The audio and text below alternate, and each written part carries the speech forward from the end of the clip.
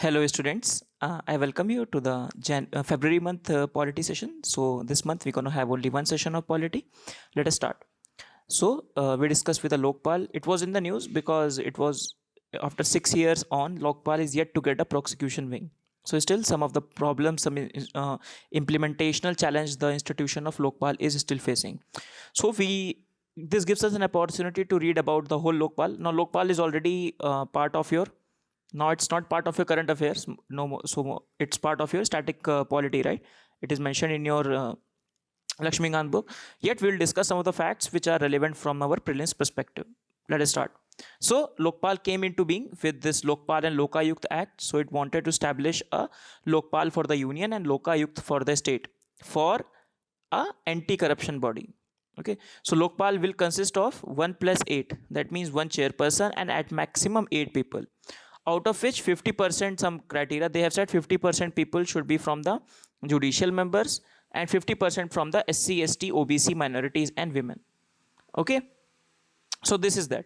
So how these people will be selected? A very methodological way has been given. So first there will be a search committee which will give a list of names, so many names. Then this list of the names will go to the high powered selection committee. The selection committee will consist of 5 people. Okay, so Prime Minister, Lok Sabha Speaker, Leader of the Opposition, Chief Justice of India or his nominee, and an eminent jurist. Now, how this eminent jurist will be selected? He will be selected by the President, but not applying his discretion. Rather, President will take the recommendation of the 4 other panel members, right? So 4 other panel members will decide who will be the eminent jurist. So this will be a selection committee, right? Now here you can see the first problem why delay in the Lokpal was there. That was leader of the opposition. Now in the Lok Sabha we do not have a proper leader of the opposition because there is no opposition party which is having 10% of the seat, right? So finally Supreme Court has said that okay, this criteria is not very fixed. You can have the member of the leader of the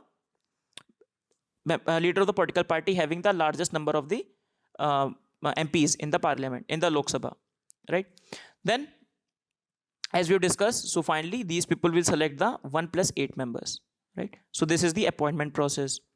Then the Lokpal itself is a very wrong run process. In fact, India Against Corruption, the whole movement was for setting up a Lokpal itself, right?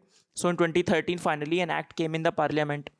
Now the idea has been floating from 1963 to set up an Lokpal. Second ARC has recommended an Lokpal, right? And Venkatachalya Commission also recommended to have an Lokpal. And finally, as I told you, in 2017, Supreme Court has clarified that in the absence of the leader of the opposition, member of the Lokpal, and this member can be selected, right? The leader of the second largest political party in the Lok Sabha, right? So finally, the appointment being done to select this selection committee finally will recommend these person to the president, and president will appoint these persons. So final appointment will be obviously by the president. He is the nominal executive, right? Important thing is jurisdiction. So jurisdiction of the Lokpal extends to including prime minister who is or has been a prime minister. So any of the corruption acts done by the prime minister is also under the purview of the Lokpal. Okay, so prime minister, then if prime minister is there, then obviously ministers will be there, member of parliaments are there, officials of the union government under A, B, C, D. Then apart from that, chairperson, members, official directors of any board, corporation, society, trust, autonomous body either established by an act of parliament or wholly or partly funded by the center. So which are statutory bodies under the act of the parliament or funded by the central government, those will also be included. Apart from that, it will also include the society or trust which receives a foreign contribution above 10 lakh rupees. So it has a very extensive jurisdiction, right? Then for prime minister, as prime minister is the what we say de facto highest executive body, right? So some of the exceptions are there for the parliament. For example, so if the parliament, if some allegations are related to international relation, internal and external security, public order, atomic energy and space, then Lokpal inquiry will not be there. Okay. Secondly, the complaint against the prime minister to be probed unless the full Lokpal has been considered the initiation of the inquiry and at least 2/3 members approve it. So first an approval from the 1 plus 8 members. So approval has to be done by 2/3 members of it. Okay, so at least 6 people should agree to it. Okay, this allegation should move forward. If it is done, then some inquiry will be held in the camera. And finally, if all the if it is dismissed finally, if the complaint is finally dismissed, the records will not be published. Right. So what are the powers with respect to the Lokpal have over the CBI?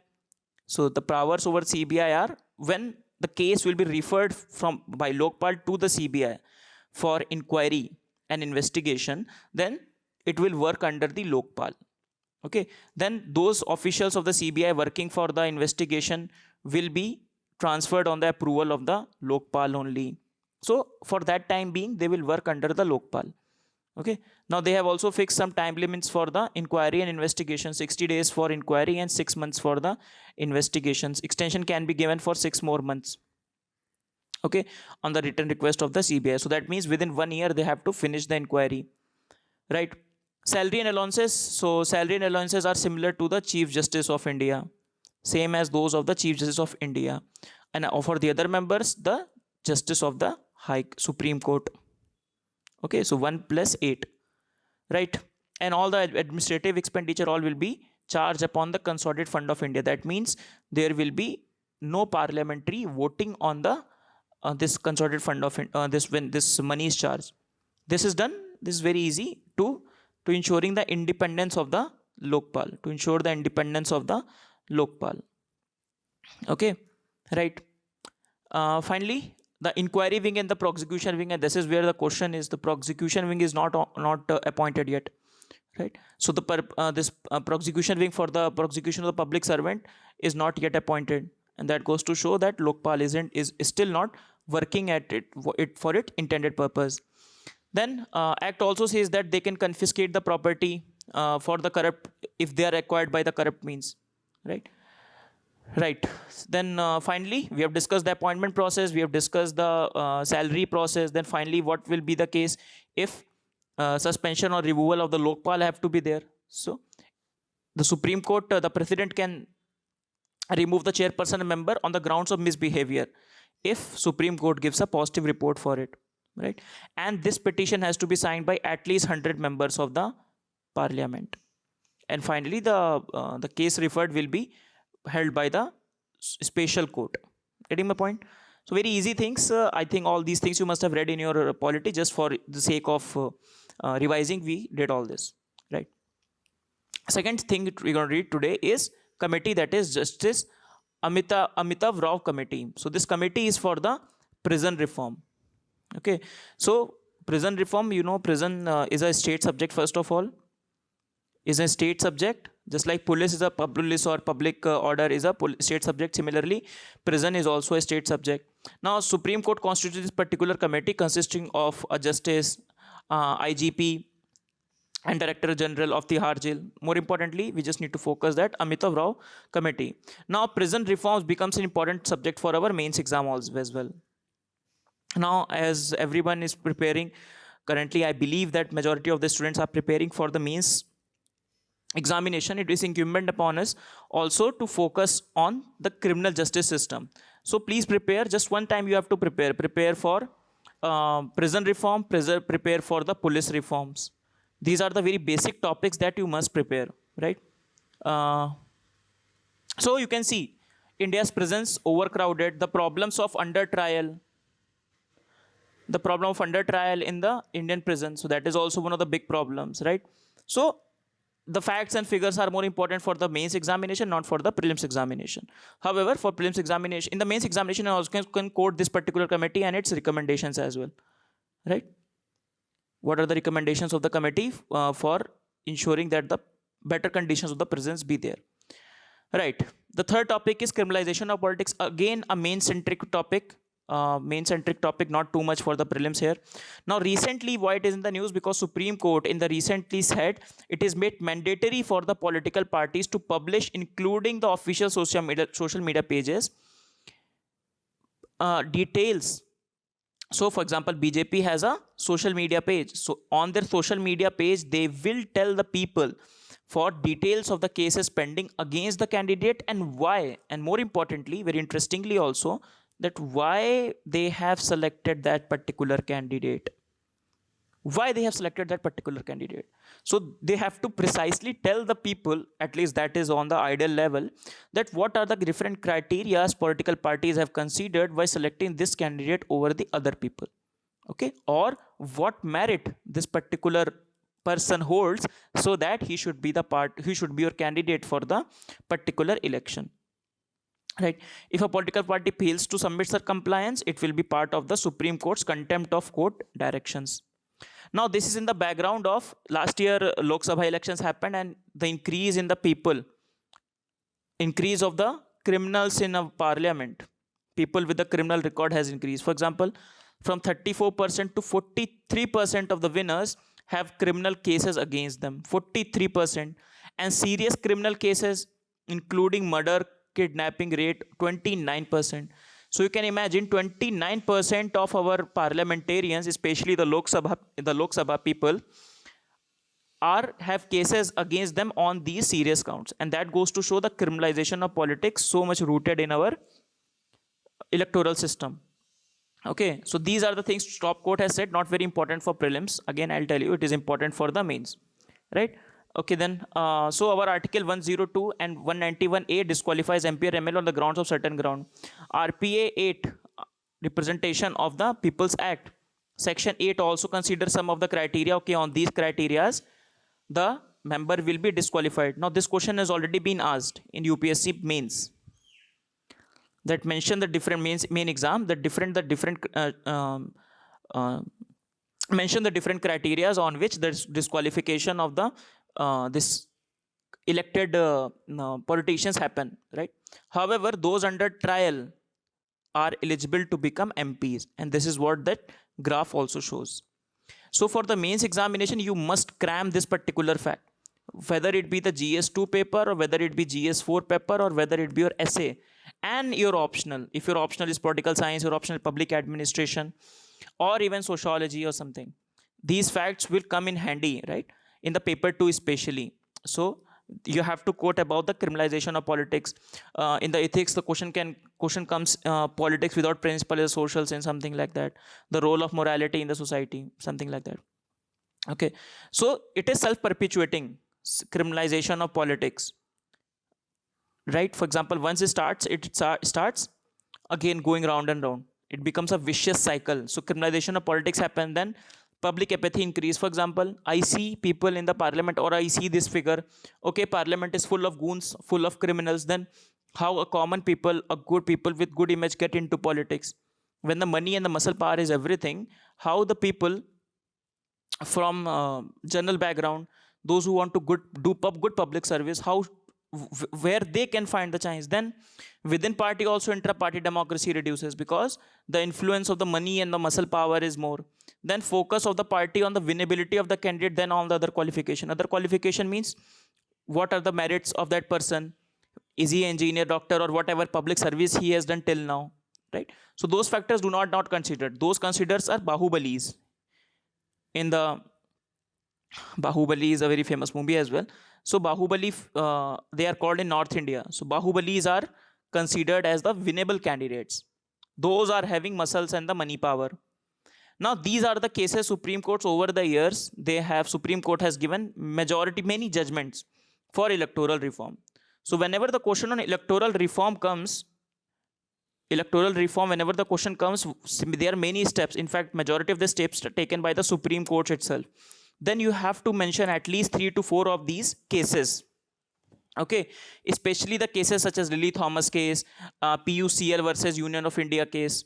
Let us start from Union India versus Association of Democratic Reform. So in that case, Supreme Court has said that all the MPs have to disclose all the assets and liability and criminal conviction. All those who want to get elected, those who are standing in the election first. Then in Lily Thomas, very important and significant case. Okay, in this case, only Lalu Prasad Yadav has lost his seat in parliament. So in this, sitting MLA or MP, if they are convicted of a jail term more than 2 years, then they will lose their seat in the legislature immediately. in the Lily Thomas case. Then in PUCL versus Union of India case, Nota was introduced. Nota is also a part of electoral reform. Then Public Interest Foundation versus Union of India case. Then the Supreme Court has said that trials and everything should be completed within a year, but this has not happened. There are many cases pending. In fact, our Prime Minister in our first speech, he said that the criminal element in the parliament has to be reduced. However, nothing substantial has been done on that front. Then in Lok Prahari versus Union of India case, very significant judgment also, in which the Supreme Court has said that it's mandatory the disclosure of the source of the income of the political candidates as well as their dependents and associates should be done. For example, not only for example, I am there, or I am getting, I am standing for an election, but the accounts of my dependents, for example, my son, my wife, those should also be, disclosure should also be there. What is the source of their income? Because obviously I'll transfer some funds to them so that I remain clean and they everything registered against them. But Supreme Court has said no, it has taken the cognizance of it, and it has said you have to disclose the income of all the associates and the dependents, right? And finally, Public Interest Foundation case, court directed disclosure of the criminal cases pending against the candidate, all the criminal cases. And now recently Supreme Court has said, as we have discussed, that you have to tell the criteria, what criteria you have selected for the selecting that particular candidate so that he will stand up for an office. So you can see, you have to use this slides very beautifully, because using these cases, use these cases very effectively. For example, while talking about the judicial activism, okay, you can quote Lily Thomas case, you can quote this PUCL versus this case, and these cases will give you multiple advantages. Okay, electoral reform, judicial activism, right? Then just for the main centric thing, that what are the impacts of the criminalization of politics? So you have to write in a more structured way impacts. So impacts, you can write impacts in 1 2 3 4, okay, that point also, but you can write in a more structured way, giving an impact on parliament, given impact on judiciary, given impact on electoral process, and given impact on overall democracy. That gives more structure to your answer. Okay, then for example, first impact on the parliament, so it undermines the sanctity of the parliament. Lawbreakers becomes the lawmakers. So all the cases of what we are discussing, the parliamentary disruptions and parliament not working at its efficiency, one of the root causes the increasing criminalization of politics. Then on the judiciary, if this criminalization is rampant, criminalization increasing, what people will think? People will question the judicial efficiency, judicial integrity. The judiciary is not working efficiently. People will think that these people with the power, they work around the systems. Judiciary, there is no rule of law, right? There is no rule of law. There is only rule of few men, right? And it questions the credibility of it. Then electoral process itself, when the money and the muscle power, those having money and the muscle power will win, and those who do not have will lose, it will showcase the flaws in the electoral process. And finally, the impact of all this, cumulative impact, is that it will taint our democracy. Okay? Democracy is a big part of our soft power. It will be tainted. So these are the factors you can mention. More importantly, in the mains, you should also know the causes. What are the causes of the criminalization of politics? So that different points will come. We'll discuss that somewhere in the mains answer writing program that we are soon will be launching. Right, coming back to the topic. So next topic is Gram Nyayalaya. Very important topic for our prelims. All the mechanisms, that is alternate dispute resolution systems, ADRs. All the ADRs are very important, whether it be Lok Adalat, family court. It is given in our polity chapter, right, in Lakshmikant. Please do read that chapter twice or thrice, because that chapter is really important. The question is put from that chapter at least alternative years.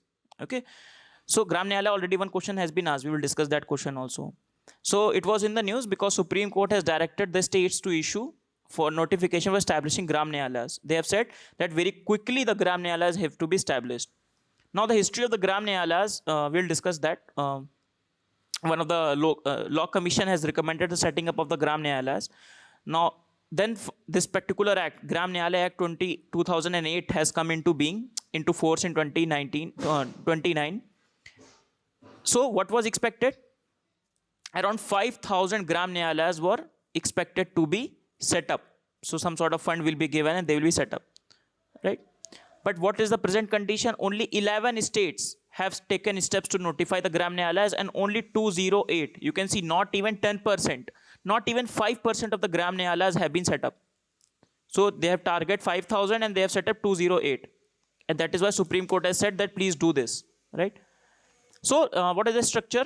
So you know our integrated judiciary, Supreme Court, High Court, then at the subordinate level, District Court and the Sessions Court. At the level of the Gram Panchayat, at the level of the Panchayat, then at the intermediate level, 3 tier of Panchayat, at the intermediate level, the Gram Nyayalayas are established. Okay? Right. So, just one second. So, so on 2008, it has been, so what are the causes why we need to establish this Gram Nyayalaya? As I told you, Law Commission's 1114th report has said that speedy, inexpensive and substantial justice and justice at the doorstep of the people, especially in the rural areas.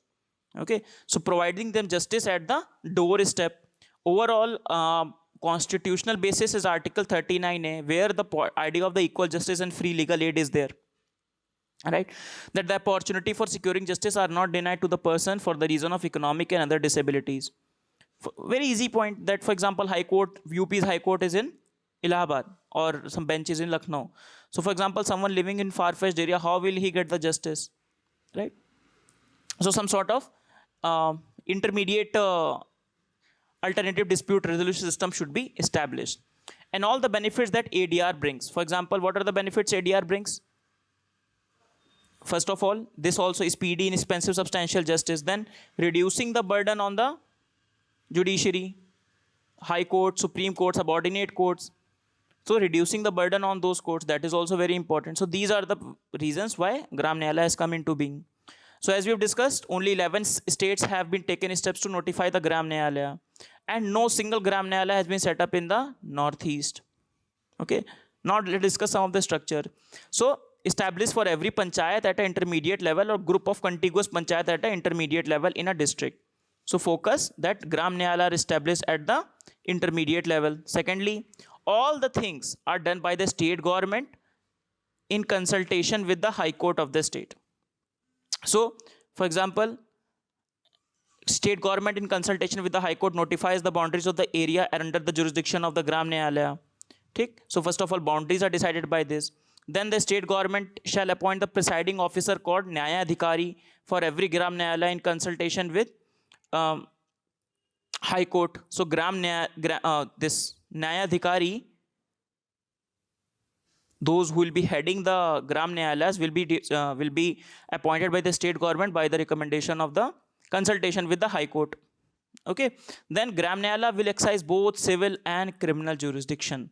This is very important. Okay. So what are the offenses they can deal with? They are offenses which are not punishable with death, imprisonment for life, imprisonment for a term exceeding 2 years. Okay. So especially focus on these points. Then too much points are there, right? However, we need to focus on few points. And the question has been asked, so I don't expect the question to be asked again. However, the question has been asked way back. So yeah, so these schedules in this particular act, Gram Nyayalaya Act 2008, can be amended by both central and the state government. Okay, as we have discussed, it is a type of ADR. So primarily focus is to bring about a conciliation, and they can make use of the conciliator to be appointed for this purpose. So not only the people, litigants, the adjudicator, and some sort of activist or some conciliator can be in between to mediate between the parties as well. They can also be there. Okay, and more importantly, just focus, just like tribunals we have read, the tribunals are not bounded by the this Evidence Act and this Civil Procedure Code. They are not also bounded by these. They are guided by the principle of natural justice. Right? One of the problems that our judiciary faces is because of a lot of legal structures there. So that is why inexpensive, speedy justice. How will we achieve that? By having some, if it is guided by the principle of natural justice. Right? And they can appeal to they have an appeal structure as well. So appeal can be done. Appeal against the judgment of a criminal court can be done, as we discuss here. See this diagram here. So appeal from Gram Nyaya can be done if it is a criminal case to the sessions court, if it is a civil case to the district court. So this diagram can be used there as well. So Gram Nyaya offers these things. So as we have discussed, only 2085% have been appointed. What are the other problems Gram Nyaya faces? In fact, you can write these problems with any judiciary, any question comes. So functioning issues, that is not established. If established, working part-time. Systemic defects, for example, case systems are not there, computerization is not there, proper functioning infrastructure is not there. Then second point, funds issues are there. Then functionaries issues are there. Lack of proposal from state in terms of funds, because states have to establish. Now states are also not enthusiastic in setting up these.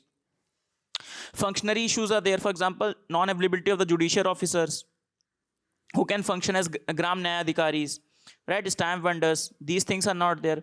Then effectiveness also an issue. For example, where the Gram Nyayas are established, there is no substantially can be seen that improvement in the case of the cases has been registered. No. So some sort of layering of the justice is done. For example, you go to the Gram Nyaya, you waste a lot of time, you get some sort of verdict, both the parties are not satisfied, they'll go to the sessions court, they're not happy, they'll go to the high court. So what we have done, we have added just one more layer. Without proper infrastructure, without proper human resources, we are not effectively giving out the justice. Then one problem is awareness among different stakeholders. Awareness is not there. And lastly, existence of the parallel institutions. So apart from the Gram Nyaya, parallel institutions are also there. Labor court, family court, regular courts are there. So that is also goes to show why awareness is very poor and effectiveness is really poor. So these are the points you can mention that. Right. So this question has come in 2016. So this question, the Gram Nyaya can again be repeated in the coming years. So with reference to the Gram Nyaya Act, which of the following statements is correct? As per the Act, Gram Nyaya can hear only the civil cases, not the criminal cases. So it is wrong. Then Act allow the local social activities as mediator and reconciliator. Answer is right. So option will be B. Okay. Right. The last topic of the day, that is what is parliamentary speech and conduct.